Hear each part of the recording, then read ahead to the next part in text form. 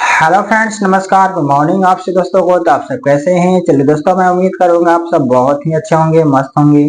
सो दोस्तों, आज के इस वीडियो में हम बात करने वाले हैं सुगम विज्ञान क्लास 7 चैप्टर 5 का अम्ल, क्षारक और लवण, जिसमें दोस्तों हमारा द्वितीय प्रश्न का जो है क्वेश्चन आंसर छूट गया था, मुझे ध्यान में नहीं रहा था। ठीक है, तो एक भाई का मेरा कॉमेंट आया कि सर चैप्टर 5 का द्वितीय प्रश्न का क्वेश्चन आंसर बताइए, मेरा एग्जाम चल रहा है। तो दोस्तों, मैंने जो है उनके लिए मैं ये वीडियो बना करके तुरंत आज ही मैं अपलोड कर दिया हूँ, ताकि जो है उनका एग्जाम ना छूटे। ठीक है, और भली भांति जो है सभी क्वेश्चन के आंसर को लिख ले। ठीक है, तो दोस्तों मैं यही बात जो है आप लोगों को बता दूं कि मैं दोस्तों आप लोगों को बार बार बोल रहा हूँ सभी वीडियो में कि आपको जिस भी चैप्टर का क्वेश्चन आंसर चाहिए, पहले आप वो मुझे कमेंट करें, पहले मैं उसी को बना करके दूंगा। ठीक है, क्योंकि दोस्तों मेरा काम है, लगातार तो बनाऊंगा ही लेकिन सीरियल ढंग से बनाऊंगा, लेकिन आपको जरूरी है तो पहले मैं उसे बना करके दूंगा। ठीक है, तो दोस्तों आप हमारी बातों को समझ गए होंगे। तो चलिए देर न करते हुए आज की वीडियो में हम बात करने वाले हैं सुगम विज्ञान क्लास 7 चैप्टर 5 का द्वितीय प्रश्न का क्वेश्चन आंसर के बारे में।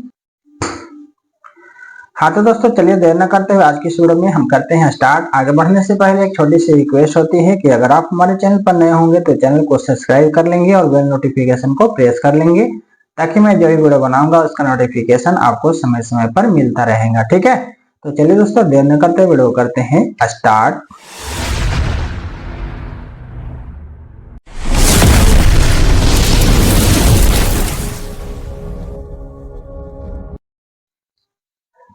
तो यहाँ पर दोस्तों द्वितीय प्रश्न का पहला नंबर क्वेश्चन था कि लाल लिटमस पत्र को एक विलयन में डुबाते हैं। ठीक है, यह लाल ही रहता है, विलयन की प्रकृति क्या है, व्याख्या करें, इसके बारे में बताना है। ठीक है, तो दोस्तों मैंने बताया है यहाँ पर कि अगर लाल लिटमस पेपर को किसी विलयन में डुबाया जाए और है ना वह लाल ही रहे, ठीक है, और वह लाल ही रहे, तो इसका मतलब है कि वह विलयन कैसा होगा, तो अम्लीय होगा। कैसा होगा दोस्तों? अम्लीय होगा। ठीक है, यहाँ पर बताया गया है, एक पॉइंट मैंने और लिख दिया है अलग से कि लिटमस पेपर के जरिए अम्लीय, क्षारीय और उदासीन पदार्थों की पहचान जो है की जा सकती है। ठीक है, कौन अम्लीय है, कौन क्षारीय है और कौन उदासीन है, उसका पता कैसे लगाएंगे? तो लिटमस पेपर के जरिए। ठीक है दोस्तों, यहाँ पर हमने बताया है कि लिटमस पेपर में एक कमजोर जो है डिप्रोटिक एसिड होता है। क्या होता है? एक कमजोर डिप्रोटिक एसिड होता है। जब लिटमस पेपर बेस के संपर्क में आता है, ठीक है, आधार के संपर्क में आता है, तो हाइड्रोजन आयन और बेस के बीच जो है प्रतिक्रिया होती है। ठीक है, लिटमस पेपर परीक्षण की जाने वाली समाधान से हाइड्रोजन आयन को क्या करता है? अवशोषित करता है। ठीक है, और अम्लीय विलयन में हाइड्रोजन आयन ज्यादा होते हैं, इसलिए लिटमस पेपर जो है लाल हो जाता है। ठीक है, तो इस तरीके से मैंने पॉइंट यहाँ पे नोट किया है। उसके बाद दोस्तों दूसरा नंबर क्वेश्चन आपका आता है कि कारण सहित व्याख्या करें, है ना। अम्लीयता की शिकायत वाले रोगी को प्रति अम्ल की टिकिया दी जाती है। ठीक है, तो इसके बारे में बताना है कि हाँ, अम्लीयता की शिकायत वाले रोगी को जो है प्रति अम्ल की टिकिया दी जाती है। ठीक है, क्योंकि दोस्तों प्रति अम्ल में जो है मैग्नीशियम हाइड्रोक्साइड होता है, जो अम्ल के उदासीन कर देता है। ठीक है, इसे मिल्क ऑफ मैग्नीशिया भी कहते हैं। और पेट में अम्ल की मात्रा बढ़ने से अम्लीयता की समस्या होती है, और इस समस्या को दूर करने के लिए प्रति अम्ल का इस्तेमाल किया जाता है। ठीक है, तो इस तरीके से मैंने पॉइंट को बताया है, आप भी नोट कर लेंगे। बाकी दोस्तों सेकंड नंबर में बताया जा रहा है, सेकंड नंबर आपको बोल रहा है कि चींटी के काटने पर चमड़े पर जो है कैलामाइन ही विलयन लगाया जाता है। ठीक है, तो बताना है कि हाँ, चींटी के काटने पर त्वचा पर जो है कैलामाइन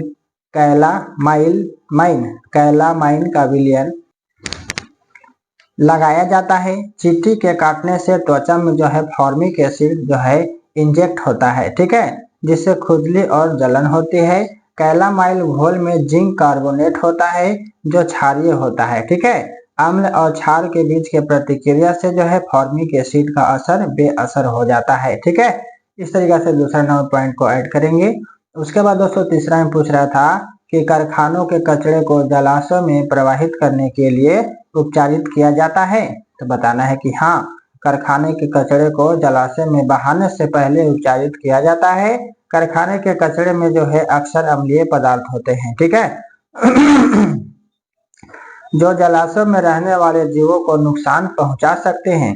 इसलिए कारखानों के कचरे को जो है जलाशय में बहाने से पहले उसे क्षारीय पदार्थों के साथ मिलकर उदासीन किया जाता है। ठीक है, तो इस तरीके से दोस्तों आपको बता देनी है। उसके बाद दोस्तों 3 नंबर क्वेश्चन है आपका कि आपको हाइड्रोक्लोरिक अम्ल, सोडियम हाइड्रोक्साइड का विलयन और चीनी का विलयन दिए गए हैं, तो आप जो है इनकी पहचान किस प्रकार करेंगे। आपके पास केवल हल्दी सूचक है। कौन सा सूचक है दोस्तों? हल्दी सूचक है। तो दोस्तों चलिए मैं इसका जो है आंसर बहुत ही अच्छा से बताया हूँ कि हाइड्रोक्लोरिक अम्ल, सोडियम हाइड्रोक्साइड का विलयन और चीनी के विलयन की पहचान करने के लिए हम हल्दी का इस्तेमाल जो है कर सकते हैं। ठीक है, यानी कि दोस्तों मैंने यहाँ पर इस तरीके से बताया है कि सफेद कागज पर हल्दी का जो है पेस्ट लगाकर सुखा लेना है। ठीक है, और रुई के फाहे से जो है सोडियम हाइड्रोक्साइड से है ना फूल बनाना है। क्या बनाना है? फूल बनाए, और यह लाल रंग का होगा। कैसा होगा दोस्तों? लाल रंग का होगा, जिससे पता चलेगा कि यह क्या है? क्षार है ना, क्षार है। और रुई के फाहे से हाइड्रोक्लोरिक अम्ल से फूल बनाए, और यह लेमन जो है रंग है ना, यह लेमन रंग का होगा। कैसा होगा? लेमन रंग का होगा। ठीक है, जिससे पता चलेगा कि यह अम्ल है। ठीक है, और उसके बाद दोस्तों मैंने बताया कि हल्दी पेस्ट के तीसरी जगह पर रुई के फाहे से चीनी, हल्दी पेस्ट की तीसरी जगह पर रुई के फाहे से चीनी विलयन से फूल बनाए। ठीक है, तो इससे हल्दी के जो पेस्ट होगा, पेस्ट का रंग ज्यों का त्यों रहेगा। ठीक है, जिससे पता चलेगा, जिससे क्या होगा दोस्तों? पता चलेगा कि चीनी विलयन जो है क्या है? उदासीन है। क्या है? उदासीन है। ठीक है, तो इस तरीके से क्या करना है आपको बता देना है। उसके बाद आता है आपका 4 नंबर क्वेश्चन कि एक रेस्टोरेंट में मृदु पेय की कुछ बोतलें जो है रखी हुई है, दुर्भाग्यवश जो है वो चिहित नहीं किया गया है ना, चिहित नहीं है, और ग्राहकों की मांग के अनुसार उन्हें देना है। ठीक है, एक ग्राहक अम्लीय पेय और दूसरा ग्राहक क्षारीय पेय और तीसरा ग्राहक उदासीन पेय की मांग करता है। ठीक है, तो कौन पेय किसे देना है यह बावर्ची कैसे निर्धारित करेगा, यानी कि वो कैसे पता करेगा कि कौन अम्लीय है, कौन क्षारीय है और कौन उदासीन है। ठीक है, तो दोस्तों इसका आंसर जो मैंने बताया है कि रेस्टोरेंट में रखी मृदु पेय की बोतलें को पहचानने के लिए, ठीक है, लिटमस पेपर का इस्तेमाल किया जा सकता है। यानी कि बावर्ची इस तरीके से निर्धारित करेगा कि कौन अम्लीय, क्षारीय और उदासीन है। ठीक है, तो मैंने बताया है कि अगर लिटमस पेपर लाल हो जाएगा तो वह पेय क्या होगा? अम्लीय होगा। ठीक है, और अगर लिटमस पेपर नीला हो जाएगा तो वह पेय मतलब जल है ना, जल क्या हो जाएगा? क्षारीय होगा। ठीक है, अगर लिटमस पेपर पर कोई असर ना पड़े तो पेय क्या हो जाएगा? उदासीन हो जाएगा। ठीक है, तो इस तरीके से मैंने बताया है, और यहाँ पे लास्ट में बताया है कि इस तरह लिटमस पेपर की मदद से पेय पदार्थों को अलग अलग करके ग्राहकों को उनकी मांग के मुताबिक पेय दिया जा सकता है, यानी कि जल दिया जा सकता है। ठीक है, इस तरीके से दोस्तों आपको 4 नंबर क्वेश्चन के आंसर को नोट कर लेनी है। उसके बाद दोस्तों आपका आता है नेक्स्ट 5 नंबर क्वेश्चन कि उदासीनीकरण की क्रिया को दर्शाने वाले एक प्रयोग का वर्णन करें। ठीक है, तो उदासीनीकरण की क्रिया को दर्शाने वाला प्रयोग मैंने बताया है कि उदासीनीकरण की क्रिया को दर्शाने वाला एक प्रयोग जो है इस प्रकार से है। ठीक है, तो यहाँ पर दोस्तों क्या करना है कि एक परख नली में 1/4 भाग जो है तनु हाइड्रोक्लोरिक अम्ल डाल लेना है। ठीक है, इसमें कुछ बूंदे जो है फिनोप्थेलिन, क्या फिनोप्थेलिन की भी डालें और रंग नोट करें। ठीक है, अब जो है ड्रॉपर की मदद से सोडियम हाइड्रोक्साइड है ना, सोडियम हाइड्रोक्साइड की कुछ बूंदे जो है परख नली में डालें और धीरे धीरे हिलाएं। ठीक है, बूंदे डालना तब तक जारी रखें जब तक है ना, जब तक गुलाबी रंग ना आ जाए। ठीक है, अब एक बूंद अम्ल डालें और विलयन जो है वापस रंगहीन हो जाएगा। कैसा हो जाएगा दोस्तों? रंगहीन हो जाएगा। ठीक है, तो इस तरीके से आपका 5 नंबर क्वेश्चन के आंसर था, तो आप इस तरीके से नोट कर लेंगे।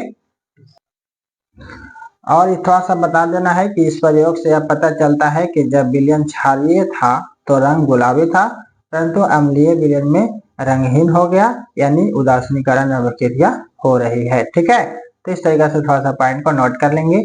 बाकी दोस्तों आपका आता है 6 नंबर क्वेश्चन कि वायु में अम्लीय ऑक्साइड कहाँ से आते हैं। ठीक है, वायु में अम्लीय ऑक्साइड कहाँ से आते हैं, अम्ल वर्षा का वर्णन करें। ठीक है, तो हमने यहाँ पे बताया है कि वायुमंडल में अम्लीय ऑक्साइड जो है कारखाने, बिजली है ना, संयंत्रों और ऑटोमोबाइल से निकलते हैं। ठीक है, कारखाने और बिजली जो है संयंत्रों में कोयला और तेल जैसे जीवाश्म ईंधन जलने से सल्फर डाइऑक्साइड SO2 और नाइट्रोजन ऑक्साइड NO2 जैसे प्रदूषक निकलते हैं। ठीक है, उसके बाद दोस्तों आपको बताना है कि ऑटोमोबाइल से भी सल्फर डाइऑक्साइड और नाइट्रोजन ऑक्साइड जैसे प्रदूषक निकलते हैं। ठीक है, ये प्रदूषक जो है वायुमंडल में मौजूद ऑक्सीजन और जल वाष्प के साथ मिलकर अम्ल बनाते हैं। क्या बनाते हैं? अम्ल बनाते हैं। ठीक है, जो बारिश के रूप में पृथ्वी पर गिरता है, इसे ही अम्लीय वर्षा कहते हैं। ठीक है, जब बारिश का पानी 5.6 से कम pH का मान रखता है